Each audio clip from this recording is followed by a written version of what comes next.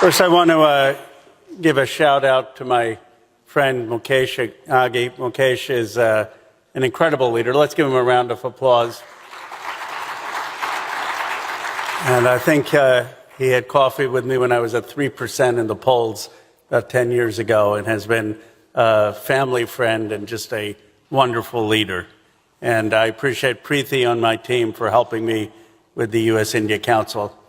Now, you know, I'm not one to mince words. I sort of tell things as they are. The U.S.-India relationship has been at the lowest point in the last 30 years. Trump's policies of getting into a war in Iran has been utterly destructive. It has been utterly destructive to the prices in India of gas. Talk to Jaishankar if you don't believe me.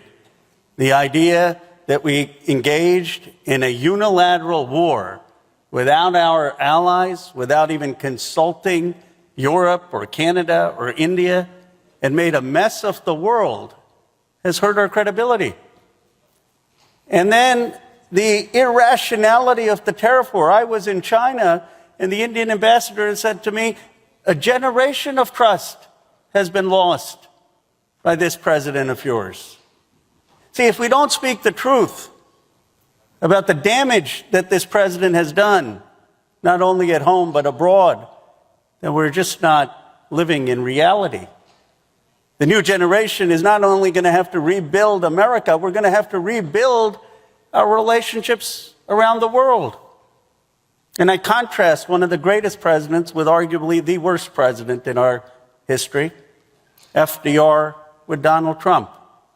And what was the difference? See, FDR actually believed in the self-determination of people. FDR was a supporter of what my grandfather was doing, Amarnath Vidyalankar, working with Lala Lajpat Rai, working with the Indian independence movement in jail in the 1930s, in the jail in the 1940s. And when Winston Churchill said that the British Empire should not set, FDR is the one who said, Churchill, you're wrong. America is for decolonization. America is for freedom. America is for being a good neighbor. America is for the principle of human rights and liberty, not just in the United States, but around the world. That's when America was seen as a moral leader of the world.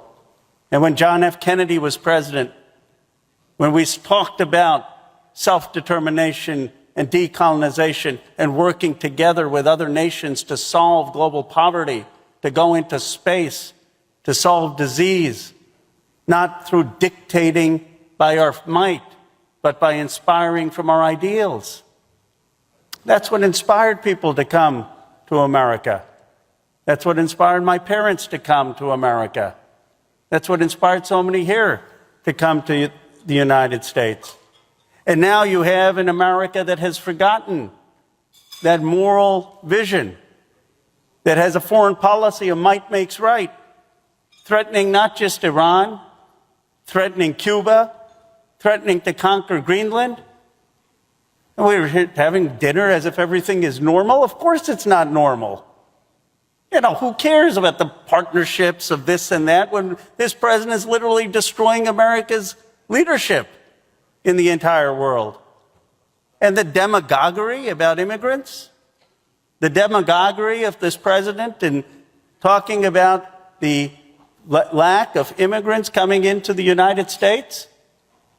I mean, how can we sit here and not condemn his policies on what he has done with student visas, with the demonization of talent coming to the United States, with the sense of no understanding of the history of the civil rights movement and how that paved the way for the Immigration Act that allowed us to come here. He talks about leading in AI. 38% of the top AI researchers are of Chinese origin. 72% have foreign degrees. And this is a president who doesn't understand that we need to be recruiting talent, not turning talent away. And what is the good news? He's a lame duck. The Democrats are going to win decisively in 2026, and we're going to win in 2028. We are going to have a reemergence in this country of a new generation. You're seeing it. I mean, they don't see it. These people winning in New York, what are they? Tell me, I've been out around the country. The energy is changing. You can still go, make your peace with Vance and Trump for another year, but that's not the future. It's not the future of this country. If you don't believe me, just get out there. See the anger that this president has caused in this nation. And so the hope is that we're going to reemerge. After the Civil War, we had the 13th, 14th, and 15th Amendments. After Hoover crashed the economy, we had FDR. After George W. Bush, we had Barack Obama. America has a remarkable capacity for self-correction.